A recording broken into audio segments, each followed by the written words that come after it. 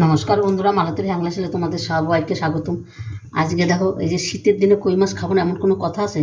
শীতের দিনে কই মাছ তেল ঝাল, তেল কই, তারপরে ফুলকপি দিয়ে কই। আজকে আমি তেল ঝাল করব। মাছগুলো কিন্তু আমি ভালো করে ধুয়ে নুন আর হলুদ মাখিয়ে নিয়েছি। এদিকে কিন্তু তেলটা আমার গরম হয়ে গেছে বন্ধুরা। এবার এক এক করে মাছগুলো আমি ভেজে নেব। আর মাছগুলোর সাইজটা কিন্তু দারুণ, খুব বড় বড়।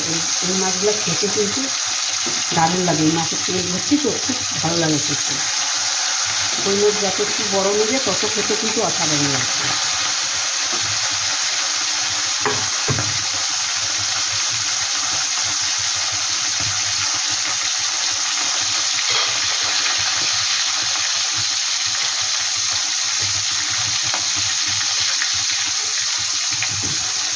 আর কই মাছগুলো কিন্তু যদি কড়া করে ভাজো খেতে কিন্তু একদমই ভালো লাগবে না। ওই জন্যে হালকা ভেজে নেবে, তাহলেই খেতে হয়।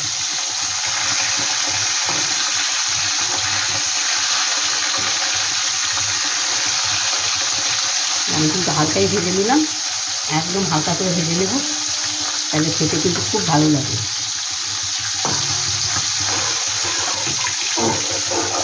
আমি নামিয়ে দিচ্ছি।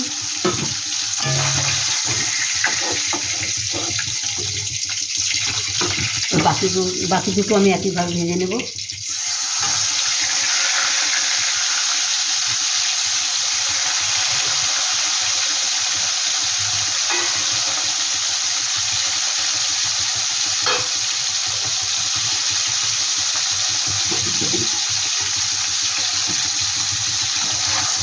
আর একটু পরে উল্টাবো।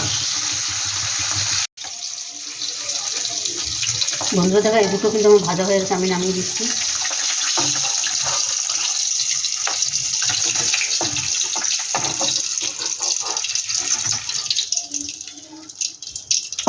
আর ঝাল তেলে কিন্তু আমি একটু আলু দেবো। আলুটা কই মাছে দিলে অসাধারণ লাগে খেতে।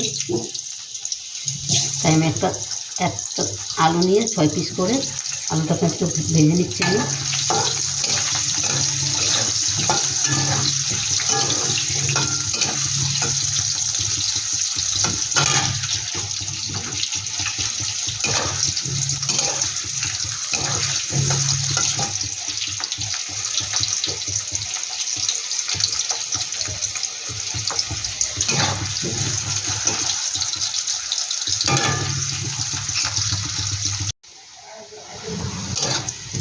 বন্ধুরা দেখো, আলুটা কিন্তু ভাজা হয়ে গেছে। আলুটা আমি আর নামাবো না, এখানে আমি কিছু কালো জিরা ফোড়ন দিয়ে দিচ্ছি।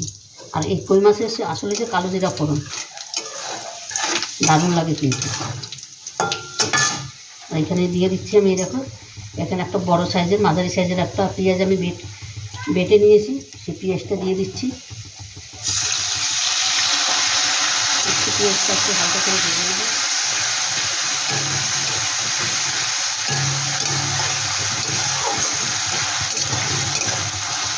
এখানে যে কাঁচা লঙ্কা আর আদা বাটা, সেটা আমি দিয়ে দিলাম।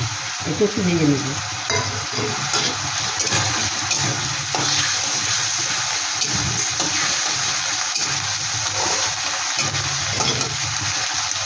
তারপরে দিয়ে দিচ্ছি, দেখো হলুদ গুঁড়ো, জিরার গুঁড়ো, ধনিয়ার গুঁড়ো, কাশ্মীরি লঙ্কার গুঁড়ো আর স্বাদ মতন লবণ। এটা আমি একসাথেই দিয়ে দিলাম। এটা দিয়ে একটু ভালো করে কষিয়ে নিই।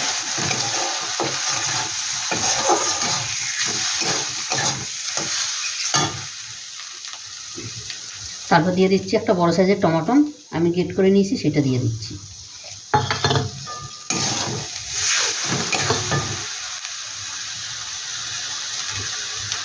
এবার মশলা দেওয়া বাটিটা দিয়ে একটু জল দিয়ে দিচ্ছি। এবার আমি মশলাটা কিন্তু খুব সুন্দর করে কষিয়ে নিই। আর এটা কিন্তু চটপটেই রান্না হয়ে যায়, এমন কিছু রান্না কঠিন না, তাড়াতাড়ি কিন্তু হয়ে যায় রান্নাটা। বন্ধুরা, মশলাটা দেখো খুব সুন্দর করে কষানো হয়ে গেছে, আর বেশ তেল ছেড়ে দিয়েছে। আর আমার আলুটাও কিন্তু অনেকটা সিদ্ধও হয়ে গেছে, আলুটা কিন্তু অনেকটা সিদ্ধ হয়ে গেছে। এবার এখানে আমি মাছটা দিয়ে একটু কষিয়ে নিই। মাছটা দিয়ে একটু কষিয়ে নিই।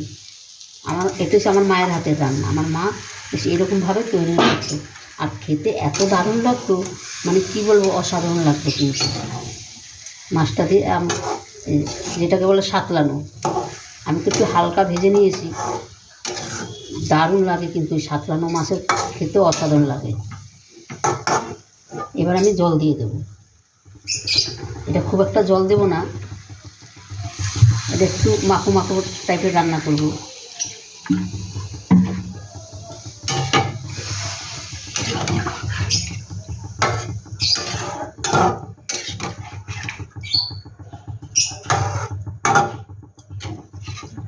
এবার একটু ঢাকা দিয়ে আমি 5 মিনিট রান্না করলেই কিন্তু আমার তেল ঝাল মাছ রেডি। এনে 2টো কাঁচা লঙ্কা চিরা দিয়ে দিচ্ছি। আর তোমরা পুরো ভিডিওটা দেখতে থাকো বন্ধুরা, খুব খুব ভালো লাগবে। বন্ধুরা দেখো, তেল ঝাল কই মাছটা কিন্তু আমার পুরো রেডি হয়ে গেছে। আর কতটা সুন্দর লাগছে, কালারটা অসাধারণ লাগছে। আর মাছগুলো দেখো, মাছগুলো যেরকম দেখতেও সুন্দর, আর মাছগুলো কতটা চওড়া চওড়া। এরকম চওড়া চওড়া যদি কই মাছ হয় খেতে কিন্তু অসাধারণ হয়। যেরকম আমাদের ইলিশ মাছ যত চওড়া হবে তত কিন্তু খেতে দারুণ লাগে। আর এই কই মাছগুলো দেখো কতটা চওড়া আর অসাধারণ খেতে হয়, তেল হয় খুব সুন্দর। আর এইভাবে একবার তেল ঝাল কই মাছ বানিয়ে খেয়ে দেখবে, দারুণ দারুণ। এই রেসিপিটা একবার করে দেখবে বন্ধুরা, 100তে 100 গ্যারান্টি, অসাধারণ একটা রেসিপি। বন্ধুরা রেসিপিটা কেমন লাগলো তোমরা লাইক কমেন্ট শেয়ার করবে, বেশি বেশি করে শেয়ার করবে।